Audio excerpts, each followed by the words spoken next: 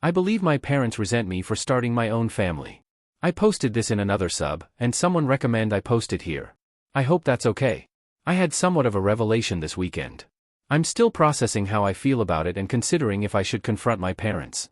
Anyway, here it is. I believe my parents resent me for starting my own family. I, 40M, come from a big family. I'm the second oldest of 9 kids. My older sister, Jane, is just a year older than me. There is a 6-year gap between me and the next sibling, then my mom had a kid every 2 to 3 years.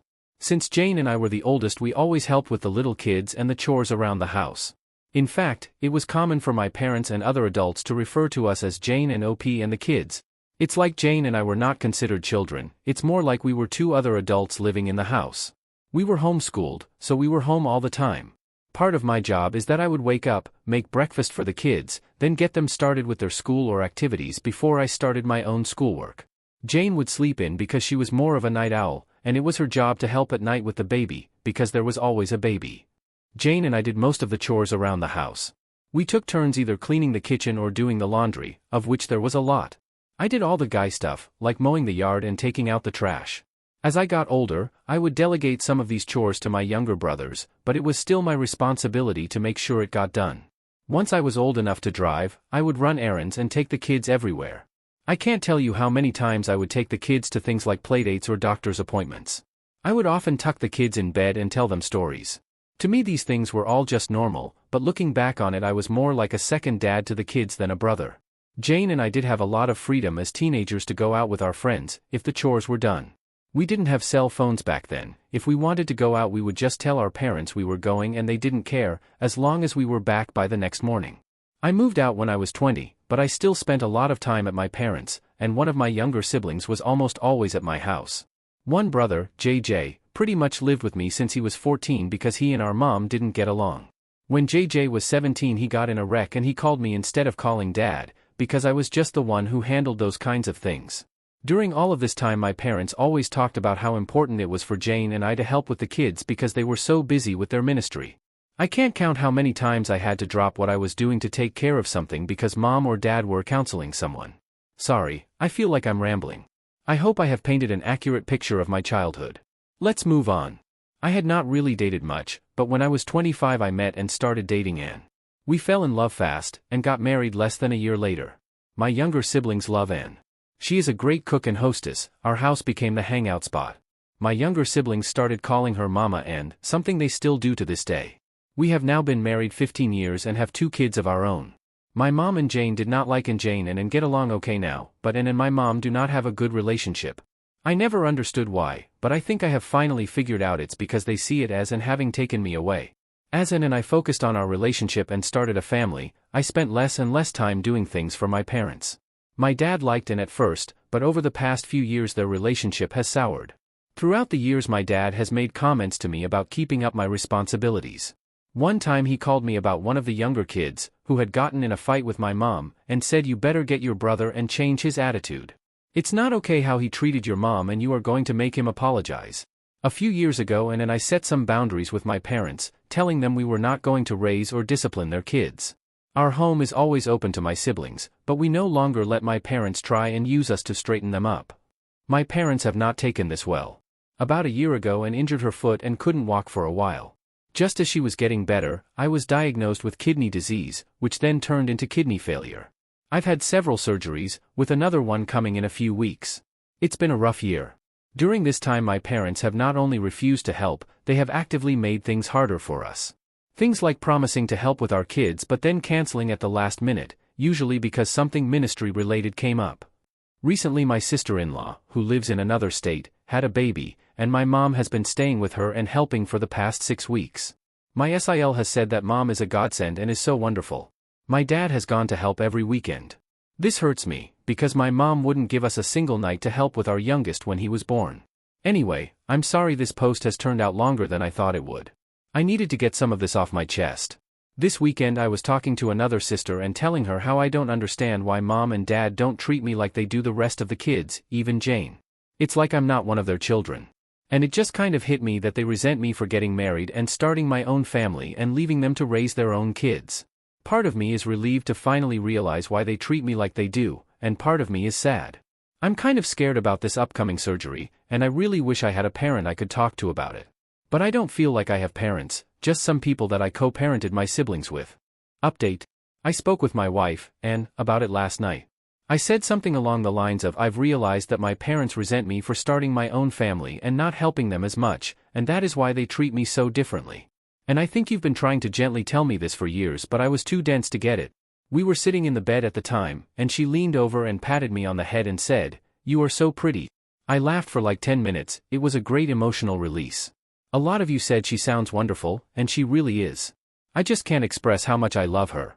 About Jane, my older sister Jane did get married and start a family, about 2 years after I did. Jane and I had a falling out and didn't speak for several years, but we are okay now, just not very close. Our falling out was more about religion than anything. She is very religious like my parents, while I am not. I am religious and we attend church, but it's not our whole life like it is for my parents and Jane. Younger siblings, the youngest is 22, so they are all adults now. The second to youngest passed away several years ago, so there are 8 of us now. I am very close with all of my younger siblings. They still come hang out at my house all the time, and they are all great aunts and uncles to my kids. All of them, including Jane, are upset with how my parents treated me this past year. Help with my kids. While I am disappointed in my parents for not helping, I do not need their help. And I have close friends, plus we both have siblings that help. Anne's parents live far away, but they help when they can. We really are okay and feel very blessed and loved with all help we have received. Therapy. Part of my kidney treatment plan includes access to a therapist, and I love her. She has been great in helping me learn to live with an illness. I'm not sure if she is the right person to speak with about my parents, but I will ask her and see if she can refer someone. If not, I will wait until after my surgery to bring this up, as I need to just focus on that right now. Setting boundaries. When I say my parents won't help, it's not that they say they won't help, it's that they offer to help and then either bail at the last minute or they change the plan so much that it causes Anne and I a lot of stress. A few months ago Anne was sick and my mother offered to pick our kids up from school. It's a long story, but she kept changing things and making it very complicated, and my youngest ended up being left alone for a little while and he got scared. After that, I had a harsh talk with my parents and told them how disappointed I was in them, and how I needed to focus on my health and they were making things worse. I told them they are not allowed to take my kids anywhere, and they are not allowed to just drop by at my house, and in fact they were not even allowed to offer to help, because my mom doesn't take no for an answer and will nag until she wears me down.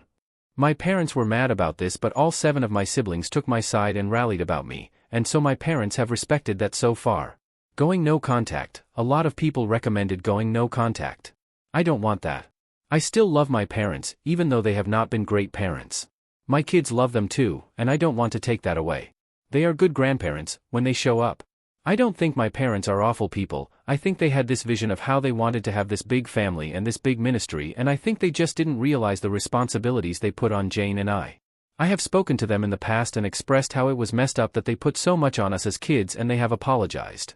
Putting my parents on blast at their church. Several people recommended going to their church and telling people how they have treated me. You don't understand this church. They would praise my parents for putting God and the ministry above everything else. These super religious people are crazy. I guess that's it for now. My surgery is in less than 2 weeks, so I'm going to focus on that. I'm going to put this thing with my parents on the back burner, and later I will decide what, if anything, I'm going to do. Thanks again to everyone for your comments. It has really helped me work through some feelings. Update 2. Thanks to everyone who has reached out and wished me a speedy recovery. My surgery was last week and it is going better than expected. All the surgeries and treatments in the past year felt like it was just keeping me alive, but with this surgery, kidney transplant, I feel like I'm working towards getting my normal life back.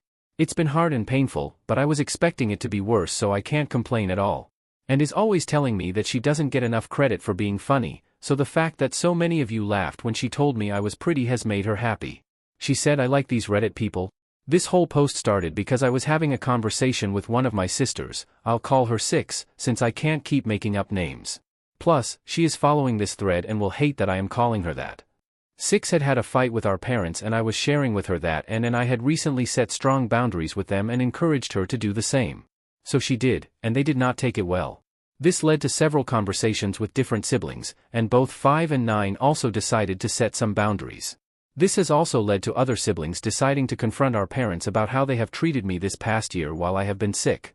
Jane, the oldest, called me the day before my surgery to check on me, and we ended up talking about our childhood. We have not been close for a number of years, however I feel like we bonded on this call. It was interesting talking to her as an adult and reliving some things. She has been in therapy for a few years, and she said sometimes she will be talking, and her therapist will stop her and say, "Jane, you just casually rolled through some messed up stuff. We need to stop and unpack this." For a long time I have blamed her for the way she treated me when we were younger, but now I am beginning to understand that she was also just a kid trying to cope. I have a lot more grace for her now. We have been texting a lot the past few weeks. My parents did come visit after the surgery, but we didn't talk about any family drama. My siblings have said they are not taking these new boundaries well at all. I hope that one day they wake up and realize that all 8 of their children are disappointed in them and they work to be better people, but I'm not holding my breath. It seems they are placing all the blame like they normally do. This is just an attack by the devil. And I decided that moving forward we are going to continue low contact with strong boundaries. With such a large family, going no contact would be hard and create a lot of awkward situations where we would still have to see them.